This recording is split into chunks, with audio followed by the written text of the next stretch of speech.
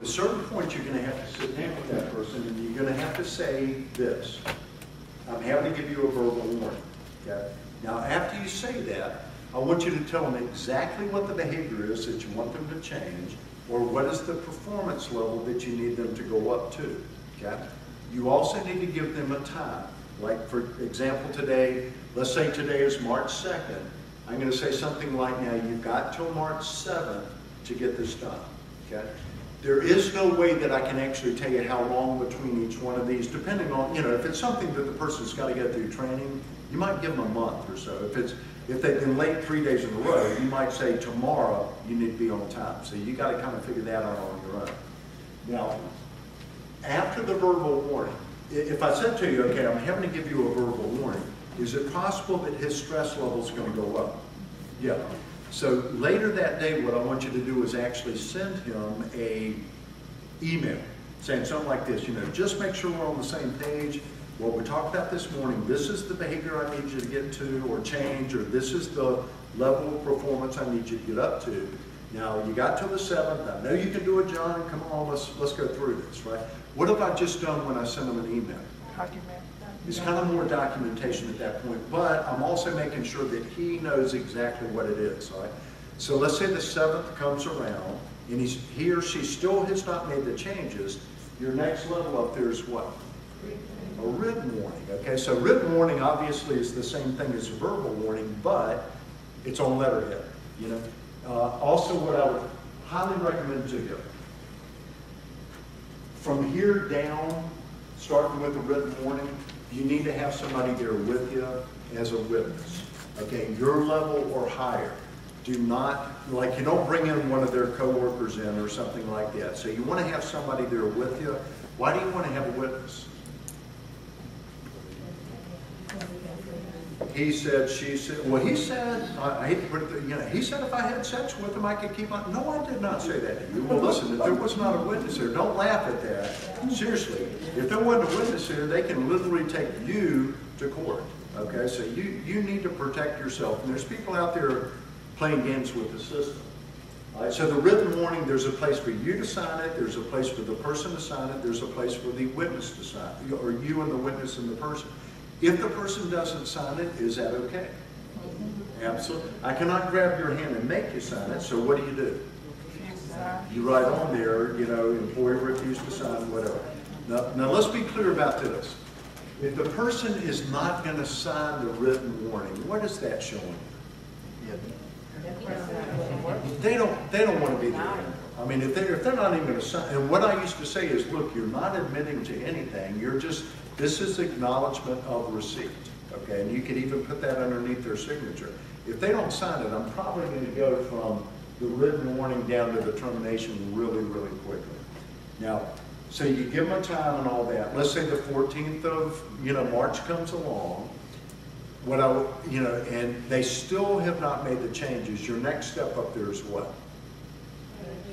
Paid day of leave. Now, how many of you, when you saw the word paid, kind of went, what the heck is this guy talking about paid? Okay?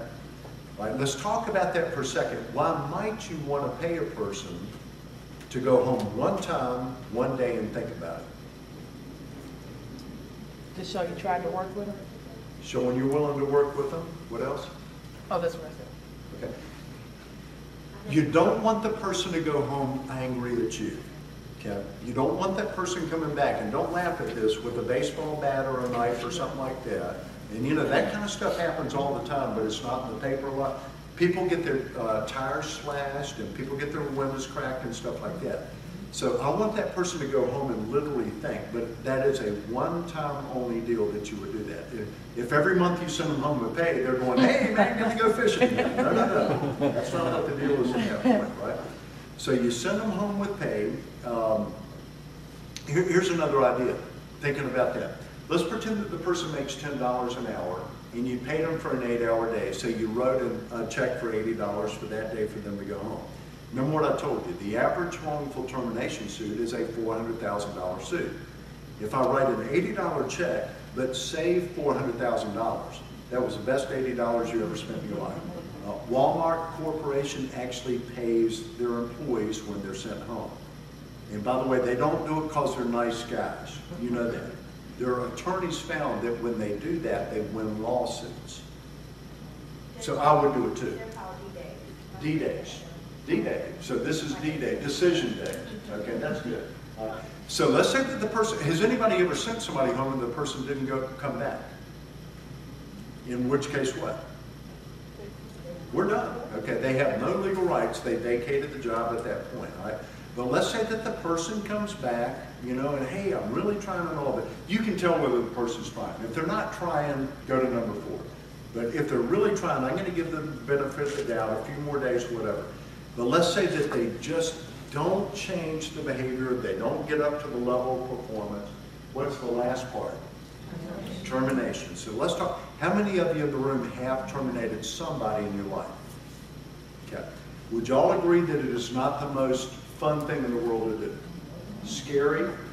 Your heart's going to be pounding a little bit. You know, I mean, there's a little bit of tension when you're actually doing this. So let's talk about how do you terminate. First of all, what's the best time of the day to terminate somebody? End of the day. End of the day, end of the day. Any other ideas? You don't have too many more. How about beginning of the day? Think about this. Let's say, what was your name?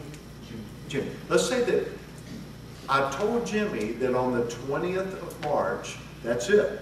If you don't change it by then. So listen, if you've done every one of those and he is surprised when you're firing him, you've not done something right. There should never be any shock at all if you go through this thing. So the 20th comes around, every time he sees me, he's freaking out, right? Every time I see him, I'm freaking out, right? So by the end of the day, we're basket cases at that point. So here's what I want you to do. Get there early. Let's pretend we work an 8 to 5 job. I want you to go to the person's, workspace, whatever, their locker, their desk, whatever it might be, with another person as a witness. Take the stuff neatly and nicely, put it into a box so that it's ready to go, okay? Right now, what's going in that box, okay? For your own protection, right? If 2 weeks later he comes back and said, I had a diamond engagement ring for my girlfriend. No, you did not. And Susan was with me and we never found any diamond engagement ring in there, right? Then you go wait for the person where they're going to come walking in the door. Now, when they see it, do they know what's coming on? Yeah. Do not go to your office. Do not go to their office. I want you to take it to a neutral location, like an unused break room, unused meeting room, something like that. Sit down with the person, start the conversation. Now, what do you say? Don't do a Donald Trump. Don't say, you're fired. If you do that, I guarantee it's going to escalate up. So what do you say? What I'm getting ready to give you, I actually learned this from an industrial psychologist back in the early 1990s. I'm going to put it on the screen. By the way, I'm not going to read it right now. You're going to have to give me the first word. Is there something up there? No. What's the first word? No, look up there. I've had to make a business decision, comma, now personally, and there's a blank line, correct? Comma, but I've had to make a business decision. My hands are tied, I'm letting you go. Did I get it right? Yes. I did not memorize that for you. I memorized that back in the early 1990s because when I needed this tool, I needed to pull it out and say it without reading. Okay, so write that down. There's some psychology up there when you're looking at it. Number one, I've had to make a business decision. When you say that, what are you taking completely out of the situation? Yes, Personally, you never want them to say, well, you never liked me anyway. If they say that, you're done. I'm telling you, it's a big fight, and you got all this arguing and stuff like that. Then you say, now personally, and I want you to say something to the person that allows them to walk out feeling respected. Okay, now personally, I think you're a fine young man. I really wish you well in life. But I've had to make a business decision. My hands are tied. I'm letting you go. Get how that runs? Okay. When you say my hands are tied, what is that also taking out of the situation? We're not going to be discussing this. This is a done deal. Here's what would happen. Once I learned this and I was letting people go, here's what they did. They'd stand up. They'd say, Robert, I enjoyed getting to know you too. We'd shake hands. When can I